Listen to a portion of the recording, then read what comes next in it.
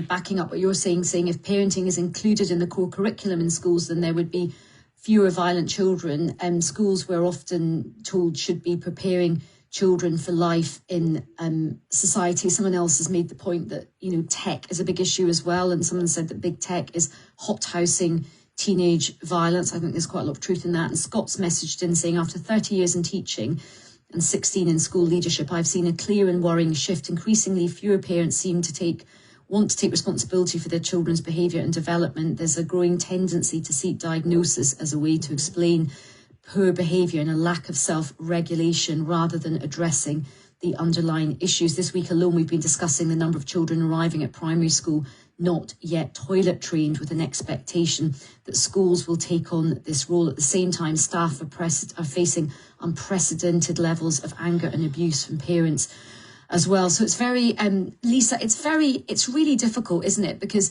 you've got a situation where you've got, people are rightly saying schools are really important, but you've got teachers who are also absolutely stretched to breaking point. They're often experiencing abuse. And, we've interviewed teachers who are facing violence in schools.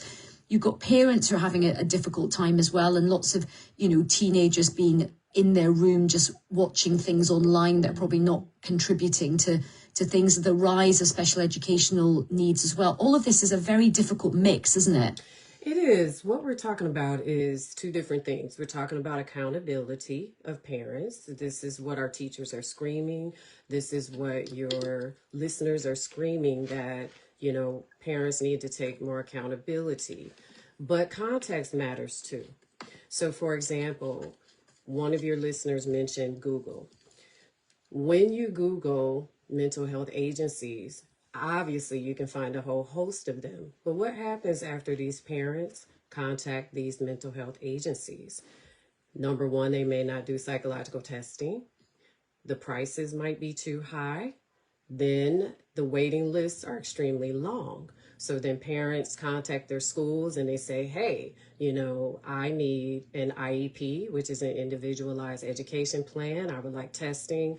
What happens with the special education team? Sometimes that breaks down. The kids are not tested. They don't qualify. So you have a whole host of problems that are happening with regard to these kids receiving early intervention, education, and supporting the parents, and not punishing the parents, but supporting them.